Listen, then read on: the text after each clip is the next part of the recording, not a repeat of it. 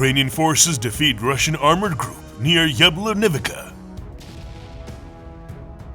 The Ukrainian Defense Forces destroyed an assault armored group of Russian troops near Yablunivka in the Donetsk region. This was reported by the 36th Marine Brigade, which together with other units of the armed forces of Ukraine took part in the battle. According to them, Russian troops made a bold attempt at a mechanized assault from several flanks. To repel the attack, the Ukrainian military used artillery, anti-tank systems, and attack drones. The enemy was under constant surveillance by Ukrainian drones, which adjusted fire on enemy equipment and manpower in real time.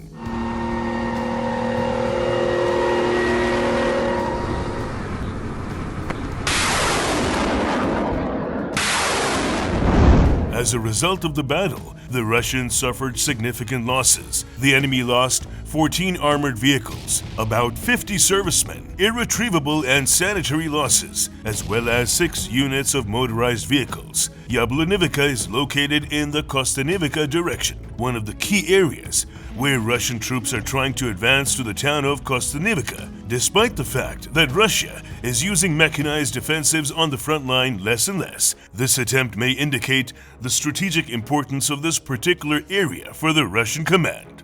For a long time, the invaders have been trying to reach Kostanivka from 3 directions. In particular, there were attempts to attack from Donetsk, Kramatorsk, and Chasiv Yar.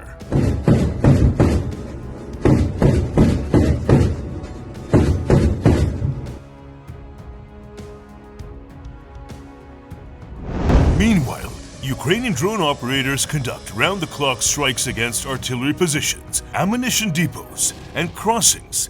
The Nemesis 412th Regiment continues to play a key role in disrupting Russian military operations through targeted drone strikes. Operating around the clock, the unit focuses on degrading Russia's logistics and firepower along active front lines.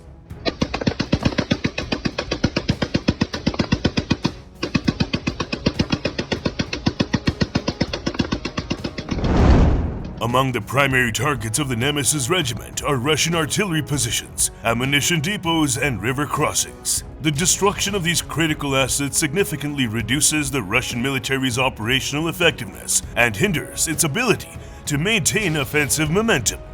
The regiment's consistent efforts to destroy artillery systems weaken Russia's capacity to conduct sustained fire emissions. Neutralizing these long-range systems limits the enemy's ability to support infantry operations and suppress Ukrainian defensive positions.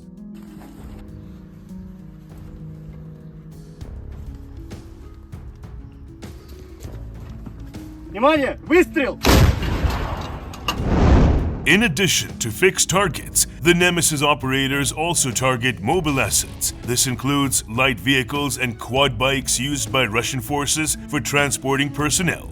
By striking these moving targets, the unit introduces instability into enemy logistics chains and command mobility. Drone footage released by the unit often shows the precision with which these strikes are carried out, underscoring the growing effectiveness of Ukraine's unmanned systems in tactical operations. The use of small, fast, and cost-effective drones has allowed Ukrainian forces to operate with flexibility and minimal exposure.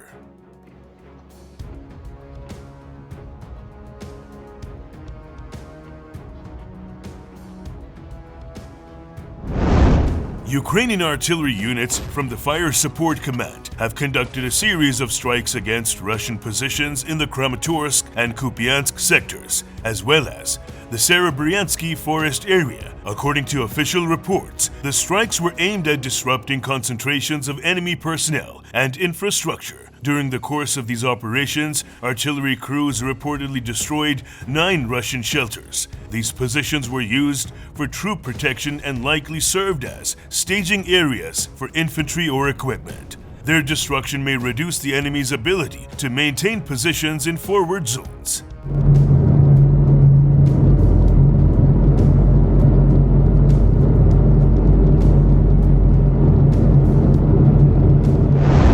Two enemy unmanned aerial vehicle control points were also targeted and destroyed. These facilities are typically used to manage drone reconnaissance or strike missions. Eliminating such assets can impair local intelligence gathering and aerial targeting operations.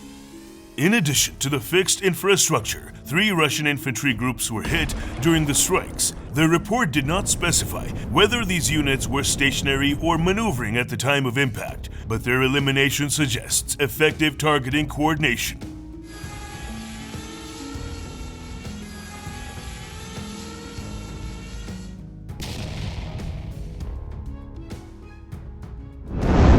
The strikes reportedly resulted in a number of Russian personnel being killed or wounded. While exact casualty figures remain unverified, Ukrainian sources describe the losses as significant within the range of the engagement. The operations were conducted by Ukrainian artillery personnel with coordination and target confirmation, likely using a combination of drone surveillance and fire adjustment systems. This aligns with broader trends in Ukraine's use of precision indirect fire in contested areas.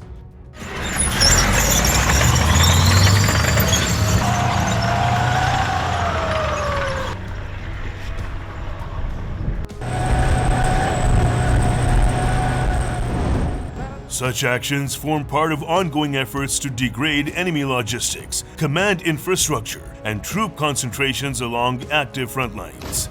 Artillery remains a central component of positional warfare in the east of Ukraine, where both sides rely heavily on firepower to shape tactical conditions.